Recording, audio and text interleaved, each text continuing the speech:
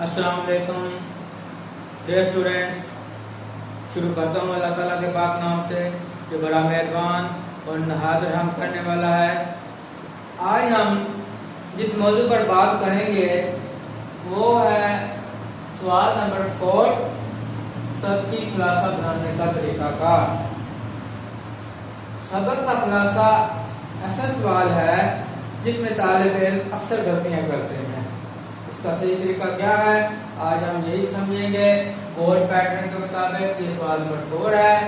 First year के students के लिए भी और सेकंड ईयर के स्टूडेंट्स के लिए भी ये लेक्चर बहुत मुफीद है। इसका तरीकाकार, सबसे पहले आपको जो सबक क्वेश्चन दिया जाएगा उसमें 2 सवाल होंगे। आप उसमें से जो भी सिलेक्ट करेंगे उसका अलग जगह जो साथ जरूर लिखेंगे।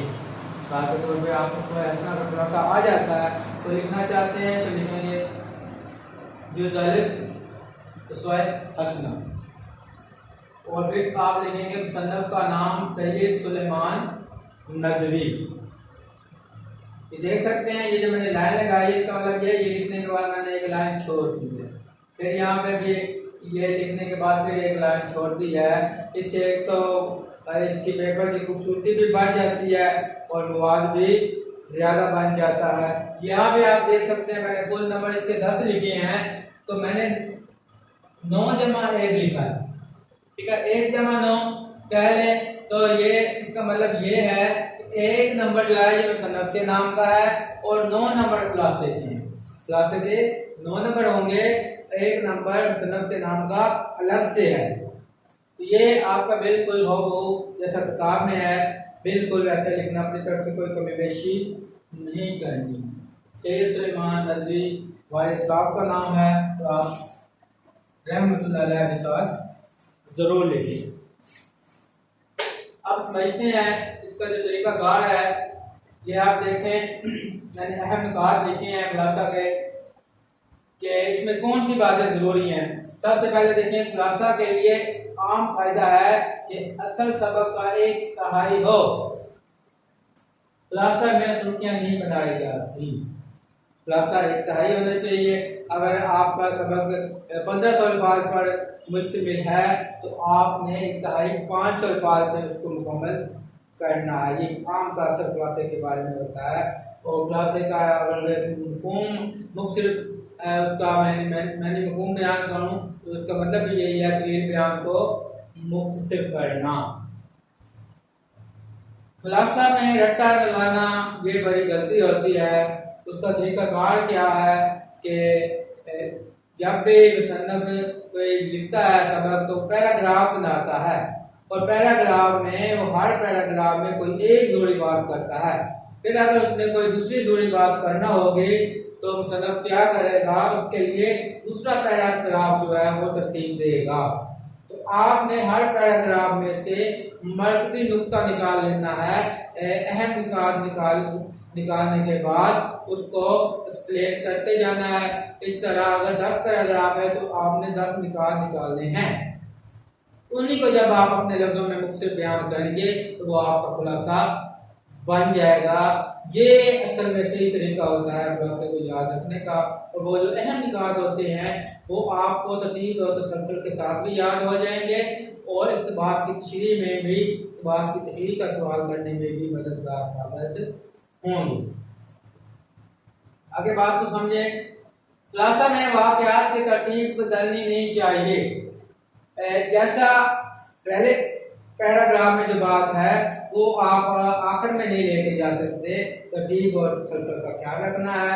जहाँ पहली लाइन से सबक का आगाज हुआ है आपके खुलासे में भी उसी लाइन से आगाज होना चाहिए। और जहाँ सबक आखिरी लाइन पे आखिरी जुमला जो खत्म हो रहा है आपके खुलासे में भी आखिरी जुमला उसी के मुताबिक होना चाहिए। मुमकिन जो है पहली और आखिरी लाइन खास तौर पे करता है। खुलासा हमेशा पैराग्राफ में लिखा जाता है। खुलासा को आपने पैराग्राफ की शक्ल में लिखना है, मुकालमा की शक्ल में, सवालिया अंदाज में नहीं लिखा जाएगा। खुलासा मुकालमे और सवालिया अंदाज में नहीं लिखा जाता, अगर आपका सबक मुकालमे की शक्ल में है या सवालिया अंदाज बनाया गया है, आप वो मुकालमा और सवालिया अंदाज ख़त्म कर देंगे और उसको बयानिया शक्ल में या कहानी की शक्ल में लिखेंगे। सबक का 2 या 3 मरतबा आप गौर मुतालिया करें और पैराग्राफ से अहम निकात आप करें। वही बात कि आपने रट्टा लगाने के बजाय सबक को 2 से 3 बार पढ़ना है, तब जाकर आपको वो तमाम बुनियादी बातें जो है वो ज़हन नशीन होंगी और सबक समझ में आ जाएगा। उसके बाद आपको जो है उसको पैराग्राफ से अहम निकात आप कर लेंगे और उनको जब मुझसे बयान करेंगे तो वो आपका खुलासा बन जाएगा। आप शुदा अहम निकात को मुख्तसर तौर पर अपने अल्फाज में तहरीर करें। सबक के तमाम अहम निकात तहरीर करें। वही बात जो पहले मैंने बता दी है कि जब उन निकात को आप मुख्तसर बयान करेंगे तो वो आपके खुलासे का मवाद बनता जाएगा। हर पैराग्राफ से आप अहम निकात निकाल लें और सबक के तमाम अहम निकात तहरीर करें। तमाम अहम बातें आ जाएं, कोई गैर जरूरी बात नहीं आनी चाहिए। गैर जरूरी मवाद और शेरी और नसरी हवाला जात से मुकम्मल गुरेज करें। कोई बात जितनी भी अहम हो अगर आपके सबक में नहीं दी गई तो आप किसी किस्म का कोई शेरी या नसरी वाला अपनी तरफ से नहीं देंगे। वही बात बयान करेंगे जो आपके सबक के अंदर मौजूद है, तो उसको भी जामे अल्फाज में इख्तिसार के साथ बयान करेंगे। अपनी तरफ से कोई भी मवाद क्लासे में लिखना गलत होता है। सबक की तवालत हस्बे ज़रूरत 2 और 3 सफ़हात के दरमियान हो।